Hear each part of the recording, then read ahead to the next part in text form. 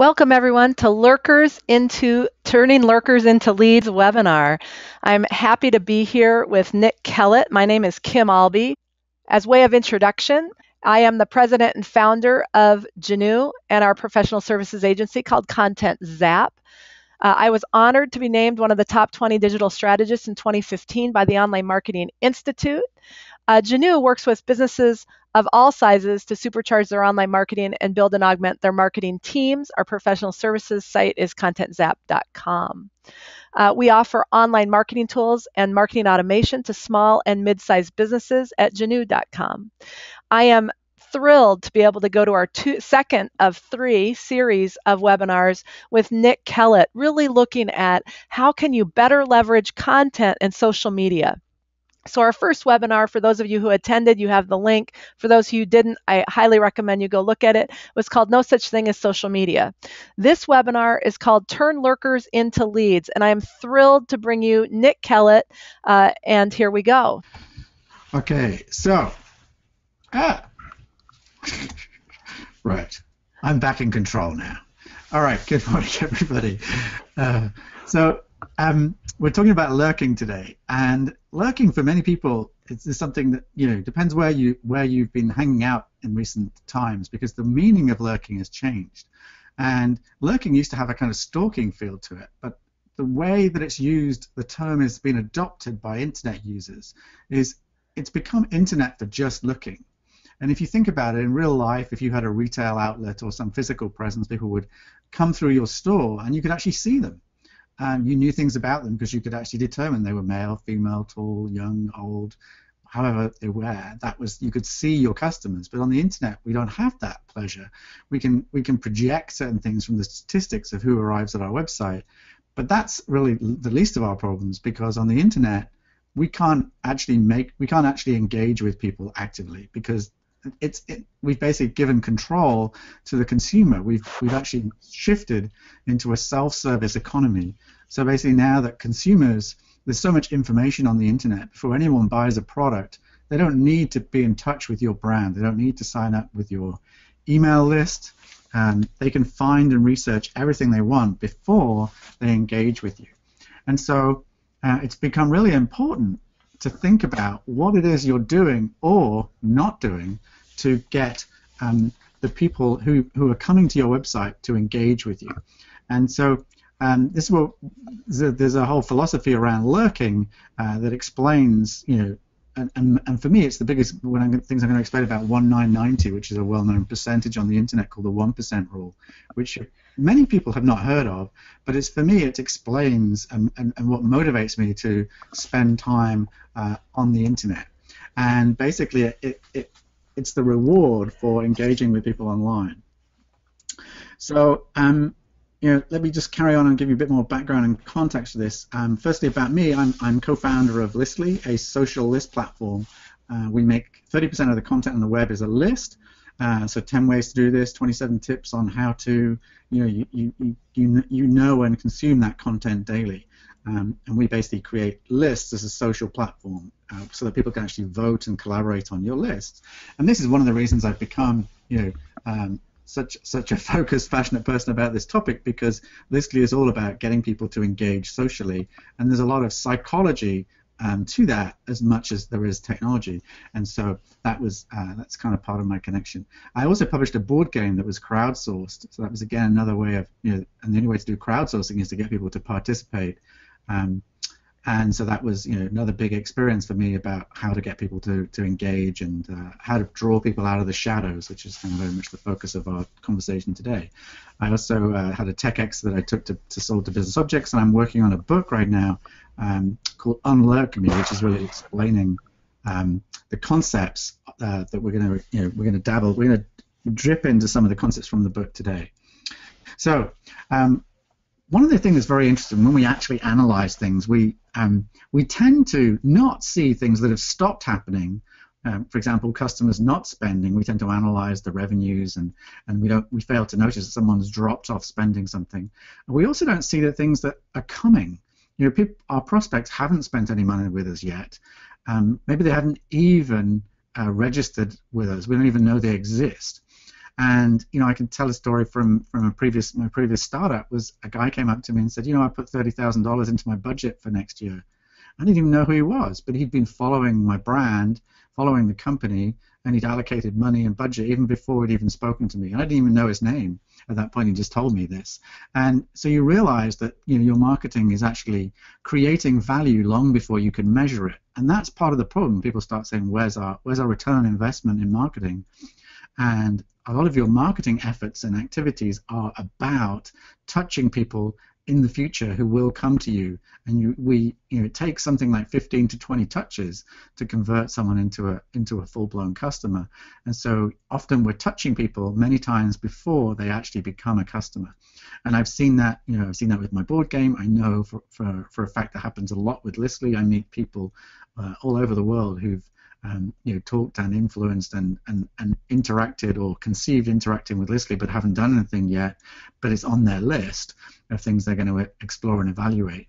And I know that my marketing activity is touching those people, but that's the stuff that's very hard to bank and to justify internally. And somewhat today's talk is about is to give you a model to understand the way the internet works and to embrace the fact that the majority of people will be the silent ones, the ones that aren't telling you anything, the ones that you don't even know exist yet. And so measuring future action is pretty hard, but when you understand the model that exists on the internet, I think that's definitely what motivates me to think about these kind of activities. So, sizing just showed up. Back and forth. Sorry. So there is a rule on the internet called the 1% rule, and there's a magic set of numbers that go with the 1% rule. This was a rule that was conceived in 2006 based on a whole bunch of research from multiple different communities. And what it cited was that basically in any given community, 1% of people create, 9% of people contribute, and 90% of people are what we call passive consumers. They don't do anything, they just read your content. And the name for those consumers is really, it's sort of as things have evolved, because in 2006 it wasn't really a self-service economy. There wasn't enough content on the internet for people to serve themselves. But very much as self-service has come along, and by self-service I mean I go and find out the things I'm interested in, I research the projects and the products and the services I'm going to buy, and I do that without participating or involving any salespeople in the process. I serve myself. That process, the 90% I affectionately call lurkers, and one of the reasons I call them lurkers is because they call themselves that. On the internet, if someone says I'm just lurking, it's become a self-adopted term that people who spend time on the internet know that they're just looking. They're window shopping on the internet. And sometimes if they're on the cusp of wanting to engage with you, that's actually the expression people use. I'm just lurking. And it's basically a gentle touch, a symbol. It's actually a cry out for help to say, please invite me in. I'm interested in your stuff. I'm just lurking today. Not quite fully committed, but I'm interested enough to let you know that I'm looking. And so anyway, this 1% rule has this three layers, three concentric rings of creators, contributors, and consumers. And one of the things that's really worth driving home is people get false expectations about what they can get from the internet. And you're never going to get everybody in a community to contribute, right? So don't expect it. Only expect 1 out of 100 people to actually create original content. Expect 9 out of 100 to maybe comment or contribute or add or refine what's already there, and then 90% of people are going to consume. So that rule is pretty, within reason, pretty hard, set and fast. If you think about it in your life personally, we can't always be creating. So we dip in and out. Once I'm a creator, I'm not always a creator. I can't always create all day long. Just as a survival mechanism, I create sometimes, I contribute others, and plenty of time I consume, even when I'm massively interested. So it's worth noting that people who are consuming your content are interested, because there's plenty of other content on the internet that they can consume, and so the fact they're consuming your content is a very positive sign. So the interesting thing to me though is the 1% rule talks about, it makes it sound like it's everybody, but it's actually 1% of the people in your current community. And there are two larger groups beyond your community. They are people who are looking, who are trying to solve a problem that you solve today, but they currently haven't discovered you, but they are in the process. They are in the market for something that you offer, and they're looking. And so I've called those affectionately the lookers. They're still in the shadows. They're an extension of the lurkers. But if knowing that they're there gives you a much bigger motivation to spend time online, create content online, because how these people look for content, and that's something we'll cover in next week's webinar. But how people look for content is very important, and if you're not in the right places and creating the content that they're looking for, you're basically keeping yourself out of this process and this model. So beyond the lookers, there's the future people. These are people who one day will have a need for what you have, and that audience is even bigger than the people who are looking.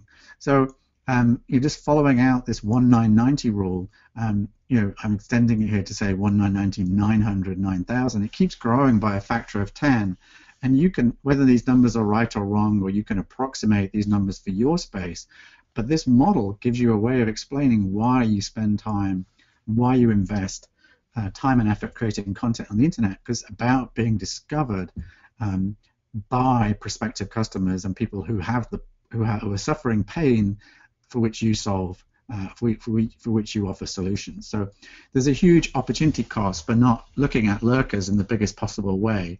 That these are not just your silent consumers who already like you, but they're also the people who are looking and the people who will one day be looking. And by investing in creating engaging content online, you are improving your chances. And the interesting thing is you're always being judged. And so we're going to shift on a little bit here to look, pulling this whole model together. These 6 rings, if you like, are explain that the silent majority is very large. They exist, and if you're not speaking to them, if you're not addressing that audience, you are definitely missing out. So as part of having done a lot of work around sourcing my game, about working with Listly and how to get people to engage, I've been working on this book called Unlurk Me, which brings together, there's 24 laws in the book, but 11 of them are around the idea of why people and how to bring people into a conversation. And it's often what you don't do or things that you do that you don't think are related that are causing people not to engage with you. And so I'm going to just quickly skim through these 11 ideas to give you a sense of how to engage people. And these are basically how you bring, turn lurkers into leads. Firstly, by acknowledging that there are these people out there. There is a law, I call it the law of a million thirds, that says in every conversation on the internet there are people who are listening in to what you're saying. And if you know that you're being listened into, that gives you an opportunity to speak in a more curious, more intriguing, more interesting way, so that people will say, "Hey, Nick, what are you talking about? What's that you're mentioning? Can you tell me more?" And so when this is a notion that's called social selling. On the internet, you are being visible. If I'm just having a conversation in and around, on Twitter, for example, where I'm producing content and there's a comment stream, that is a social conversation that people can pick up on, and they can see the way I communicate with other people. They can judge my culture based on the way I communicate.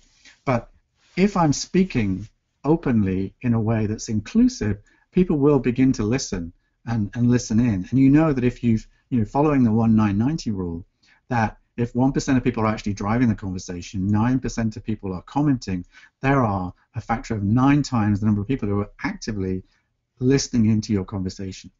And so by being intriguing, by being helpful, curious, by projecting a really solid human face to your organization, you are making yourself accessible to those people who are lurking, because they're making a decision: should I step out of the shadows and join this conversation?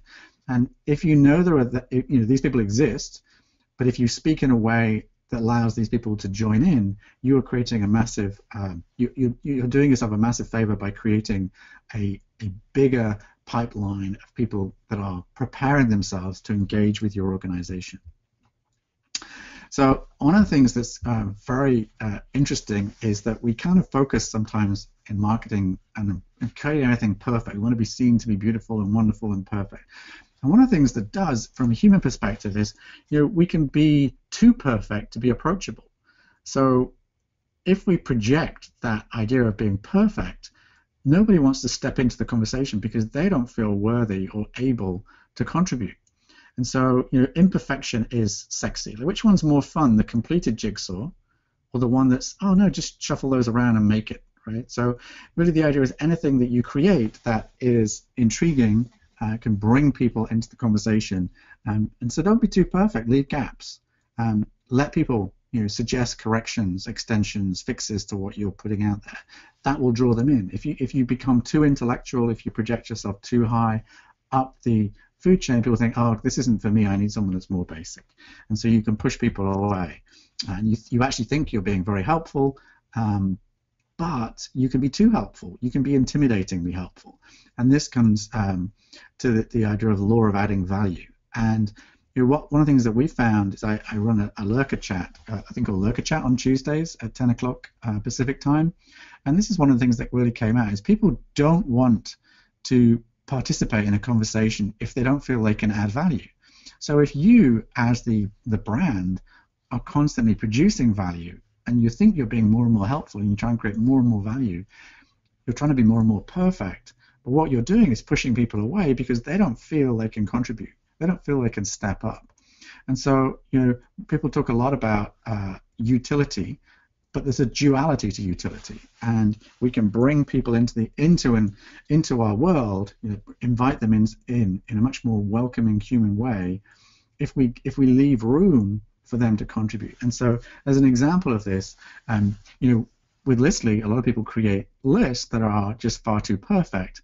If they create a list of soccer players and miss off Pele and they miss off David Beckham and they miss off any other favorite famous soccer player, then people who are soccer fans, oh, you're missing this. I can add that to it, right? People will want to step in because they can demonstrate knowledge and expertise.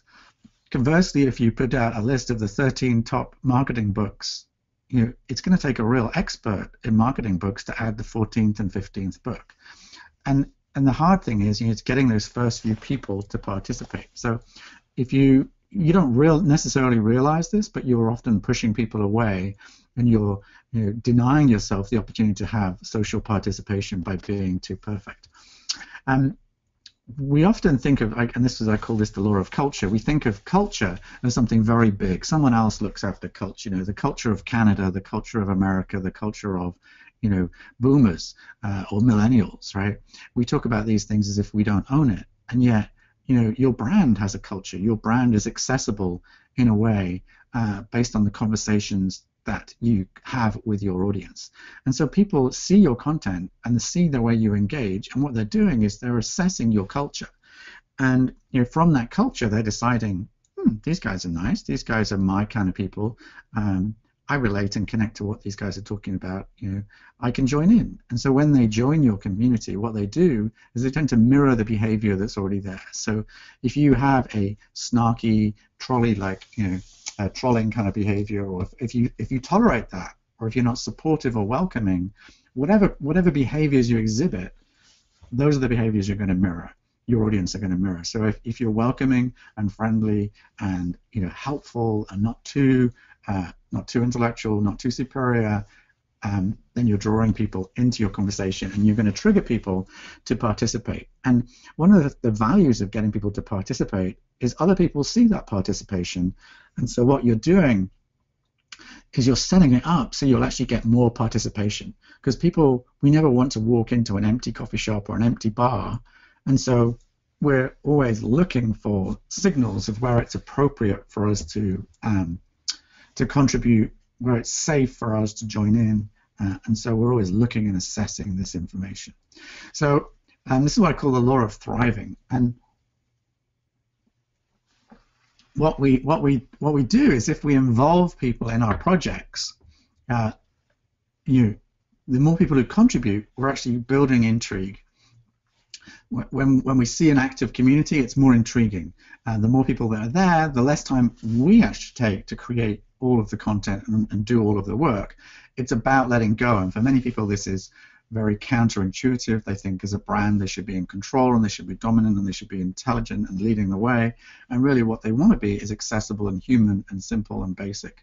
And if you follow that route, then you end up creating this environment that's like a social party that people want to join in with.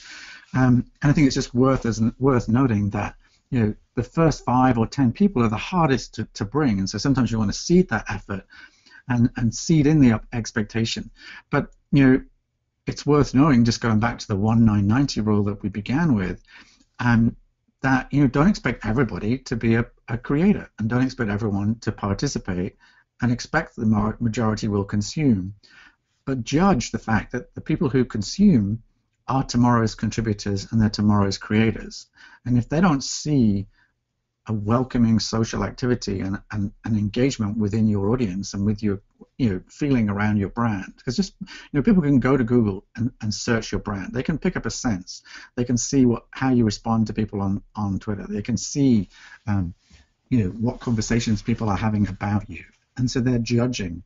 If they feel there is a thriving community there, they're willing to jump in. And building a thriving community takes work, effort, it's persistence, it's a commitment, it's a long haul, it's not simple. But once you have that, once you have the 1-9-90 in place, you have an active community, it's easy to use your community. Well, people discover your community and then judge your community based on what they find. And really from there, they're deciding when to step in and out of a conversation and when to join in and when to show their colors, show their passion for what you're doing. And so one of the things that's worth noting is the way conversations happen online is what I call the law of soft signals. And basically we live in a world where it's a game of noticing others and getting noticed. And it takes, how many touches does it take to convert us? It's many touches, and it just depends on your space that you're in. But it can 15 to 20 touches is not uncommon. So this is a marathon, not a sprint. And also bear in mind that the longer your touches take place over, they leak. We're like a balloon. We remember stuff for a certain amount of time, and then that touch becomes less and less valuable. So our balloon is leaking, and so we need to touch people more regularly. But don't try and dominate a conversation. Create these soft signals. Expect to kind of keep touching people gently. And this is why you need to put out regular content. So there's always something new, a new signal that people can join in with and discover that you're still alive and that you're talking about what you're doing and your space is evolving, and they feel curious and intrigued and want to become part of that. And that's very much a culture that you're creating. So moving on to the law of learning, one of the things that's changed today is nobody wants to learn everything about anything. We learn on a need-to-know basis. We learn to solve our immediate pain, the problem that's facing us right now. And so when our TV breaks, or when our computer breaks, or our car, something happens, the first thing we do is we Google that. And we don't want a whole answer. I don't want to become a car expert or a mechanic or a computer maintenance guy. I just want to fix my TV right now. And so we look for the immediate answer to that. The question is, are you there with the answer to that question? Is it your brand that they're finding in that moment? And so I think one of the things that's worth realizing is, we want to progress from novice to expert, but we don't want to do it. We won't do it in any serious way. We'll step there on a need-by-need basis. And, if we ignore that, we tend to over-educate. We tend to provide too much content. And so we drown people and they feel overwhelmed and they leave. So you need to give people a little bit each time you talk to them, and you're then building on the law of soft signals. You're building up those impressions. And then, this is similar thing is I've done this many times on Twitter, is to have a conversation with people and try and be too smart. Try and, share everything I know. And if I do, all I do is kill the conversation because I become that annoyingly smart guy that is trying to be smart. And so don't try and be smart, even if you are. Be accessible. It's way more valuable to be accessible than be too smart. And so don't rush. Think of this as if I pick up the foreplay metaphor, right? Just keep this thing alive. Just touch it gently, move it forward. No one likes someone that runs into a party and I'm doing it right now. I've been talking for 20 minutes straight, right? So that's the format of a webinar, but that's a webinar and not a social conversation. So if you're having a conversation, say something short and brief, pass it over to the other person, have them come back. And what you're doing is by creating and building more of a conversation, what you're actually doing is creating a dialogue, and other people are observing that dialogue. They're seeing that you are conversational, welcoming, appreciative, and that's going to trigger other people to join.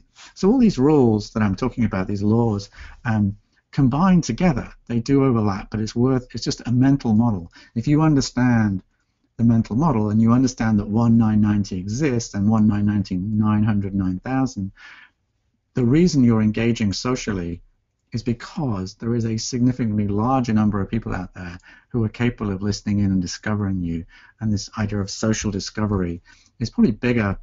It's certainly part of organic social discovery, organic search, but it's bigger than that. It's how people find you because they discover the active conversations that you're having. And one element here is that stops all of us from acting is self-doubt. And often we don't think of other people's self-doubt because we're too busy focused on ourselves. But one of the reasons that an audience member doesn't join in, doesn't contribute, is because they don't feel they are worthy of it. They don't feel they have anything smart enough to say because you're being too smart. And so, if you realize and appreciate how vulnerable we all are, how self-doubt plays a role in all of our lives, then we can leave room for those people. And there's just the last couple of laws here is, law of info snacking. We like short sound bites, short, snippy, snappy lists work for this reason. Sort of short videos, short podcasts. We like the tappers idea. We can pick bits and pieces rather than the whole full-blown 4-course meal, the table d'hote. Leave people wanting more and allow for multiple entry points into your story. So those are the 11 laws that I really think explain how to bring all of this stuff together. So in terms of what next, this is really we're sort of entering the question section here. One way is to explore some of this and try some crowdsourcing activity on Listly, try to involve people. You can explore, there's some Unlurk Me slides are available, and they explain more about this stuff. But one of the key things to ask is, who are our lurkers? We all have lurkers. Brands spend as much time lurking as consumers. And do you have a lurker strategy? And most people don't, because they're too engrossed and consumed by facing with the people they're engaging with. But the reason you're engaging with the people today is because they found you. Everyone you're talking to today was at some point a lurker. That really concludes my content for today. I'm going to pass over to any questions. All right. Well, thank you so much, Nick. We're kind of right at our 10:30 mark, so if people need to go, I totally understand it. We'll take a few more minutes to handle some questions. So get your questions entered. One of the things that I love about this is, we don't have to be perfect. How do we actually, be curious and ask questions rather than having to be the expert all the time? And I like that you actually said that, and I think it's more of a challenge for content marketers and things to figure out how to do that, because I think we're so used to being experts at things. How do you come about that? Yeah, I always think of it as being, we think of brands as these things, but brands are really just a bunch of people, right? There's still just people behind every brand, and so they're not any different, and they're no different than you. And if you're concerned about these things, then just being humble and accessible and approachable, and forgetting that you're an expert. Get down that the problems you need to solve are way simpler than the ones you're trying to solve. Right. People nowhere near as advanced in their. Sometimes I'm guilty of this on many occasions. Is you write to feed your own ego. You write to explore stuff that interests you, and that's to me is a big mistake. You need to write stuff that's interesting to your audience, and your audience are beginners. Right. They don't. Your brand is not going to be their savior. Your brand solves one problem that they're facing right now, and if you overstate, you overstate your welcome, and they'll go with the person who seems to solve just the problem they have right now, right? Because they're not trying to solve tomorrow's problem. Right. Well, let me ask you this. I see some questions. We're going to get all the questions answered fully. Not on this because we're out of time, but tell me, give people a sense for next week's webinar because it tails onto this one. So we have the 3 series. So give us a little snapshot. And so we talked today about getting people to engage and how people are looking, but we didn't really go into the psychology of that. And so next week we're going to look at how it is we actually search for information, and it's way different than you think. People tend to think that Google is so dominant, and the way we use Google is so dependent on what Google shows us. And I think as a coping mechanism, we the consumer, use these technologies in a very different way. And so we'll be talking about it's not really so much the buyer's journey, but how does the buyer, how does the buyer solve their pains? They don't think they're on a buyer's journey at that point. They're just pain solving. And if you play along and play into that, then you become their ally and collaborator on their journey. And at some point, they need to buy, consume, acquire services and products to solve their problems. And that's some of the magic of understanding how people search and what people search for that allows you to create content so you can insert yourself neatly into that conversation. Excellent. Excellent. Well, if people haven't registered yet for next week's webinar, I invite you to go to contentzap/events and sign up for the Info Snack webinar. And that'll be the 3rd one. It'll be next week. I want to thank everybody for your questions. We will get answers to you. And this concludes our 2nd webinar, Turn Lurkers into Leads. Next week, we have our 3rd and final webinar in the series, and I look forward to seeing you all there. Thank you very much.